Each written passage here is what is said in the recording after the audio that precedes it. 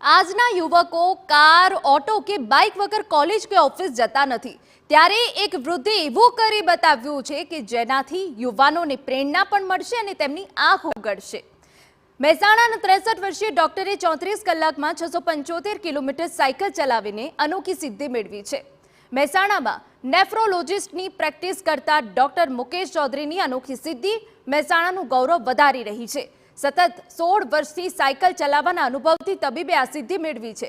તેમણે ડ્યુલન્સ ultra 700 cycle રેસમાં સિદ્ધિ હાંસલ કરી. તેઓએ 675 કિલોમીટર લાંબી સાયકલિંગ રેસ 34 કલાક 44 મિનિટમાં પૂર્ણ કરી બતાવી.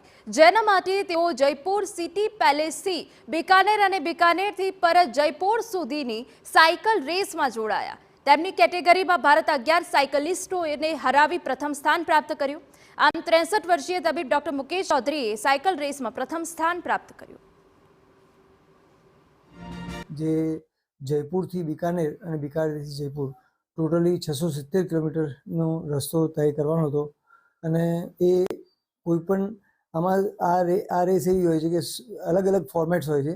એમાં મેં સોલોમાં પાર્ટિસિપેટ. સોલો એટલે કે કોઈનો સપોર્ટ હોય નહીં, જાતે જ ચલાવવાનું હોય.